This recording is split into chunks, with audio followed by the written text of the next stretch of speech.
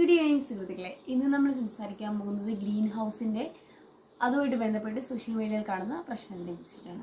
അപ്പം നമുക്കറിയാം, രോഹിത്തും ഫാമിലിയായിട്ടുള്ള പ്രശ്നമാണ്. രോഹിത്ത് സഹോദരി റോഷിനിയായിട്ടുള്ള പ്രശ്നങ്ങളെ ഇപ്പോൾ നമ്മൾ സോഷ്യൽ മീഡിയയിൽ കണ്ടുകൊണ്ടിരിക്കുകയാണ്. അപ്പോൾ അതിനെക്കുറിച്ച് ചില കാര്യങ്ങൾ പറയണമെന്ന് തോന്നി.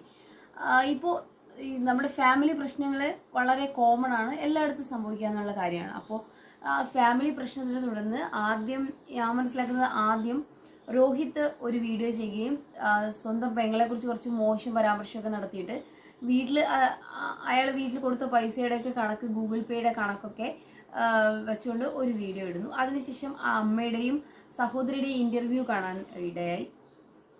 അപ്പോൾ ഇത് ഒരു കുടുംബ പ്രശ്നത്തിനെ വ്ളോഗ് ചെയ്തിട്ട് അത് കുറച്ചുകൂടെ രോഹിത്തൊക്കെ അതിനെ കുറച്ചുകൂടെ ഇഴകീറി നാട്ടുകാർക്കിടയിലേക്ക് അവതരിപ്പിക്കുന്നത് പോലെ തോന്നി. അപ്പോൾ ഈ സമയത്ത് എനിക്ക് പറയാനുള്ള ഒരു കാര്യം എന്ന് പറയുന്നത്, ഗ്രീൻ ഹൗസ് എന്ന് പറയുന്ന ക്ലീനിങ് കമ്പനി വളരെ ആകാംക്ഷയോടെ, വളരെ ഇൻസ്പയർഡ് ആയിട്ട്, വളരെ പാഷനേറ്റ് ആയിട്ട് തുടങ്ങുന്ന ഒരു രോഹിത്ത് ഉണ്ടായിരുന്നു.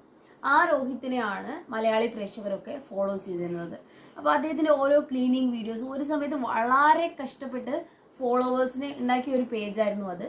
അപ്പോൾ ഒരു സംരംഭം സ്റ്റാർട്ട് ചെയ്ത് ആ സംരംഭത്തിനെ ഏറ്റവും നല്ല രീതിയിൽ മാർക്കറ്റ് ചെയ്യുകയും സോഷ്യൽ മീഡിയയിലൂടെ അതിനെ മാർക്കറ്റ് ചെയ്യുകയും അതിന്റെ സാധ്യതകൾ പരമാവധി നല്ല രീതിയിൽ ഉപയോഗിക്കുകയും ചെയ്ത നല്ലൊരു എന്റർപ്രണറാണ്, നല്ലൊരു സ്റ്റാർട്ടപ്പാണ് അദ്ദേഹം തുടങ്ങി വെച്ചത്. അപ്പോൾ അതിനുശേഷം സോഷ്യൽ മീഡിയയിലേക്ക് കടക്കുകയും പിന്നെ നമ്മൾ ഇന്റർവ്യൂസിലെ വിവാദങ്ങളും ഇങ്ങനെയുള്ള വിവാദങ്ങളിലുമാണ് രോഹിത്തിനെ കാണുന്നത്.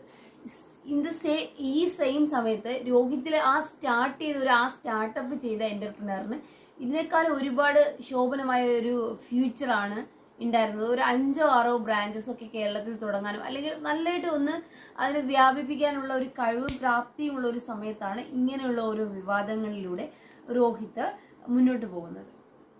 അപ്പൊ ഇതിനകത്ത് പ്രേക്ഷകൻ എന്ന നിലയിൽ ഞാനൊരു കാര്യം പറഞ്ഞോട്ടെ. രോഹിത്, നിങ്ങളുടെ ഫാമിലി ആയിട്ടുണ്ടായിരുന്ന വീഡിയോസാണ് ഞങ്ങൾ സാധാരണ ജനങ്ങൾക്ക് ഏറെ ഇഷ്ടം.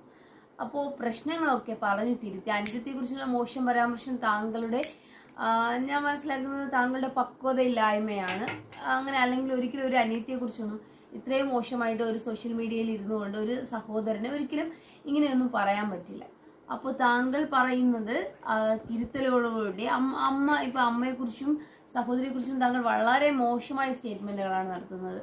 താങ്കളുടെ ഭാര്യയ്ക്കൊപ്പം നിങ്ങളാണ് ആദ്യം വീഡിയോസ് ചെയ്യുന്നത്, പിന്നെയാണ് ഇന്റർവ്യൂസും മറ്റും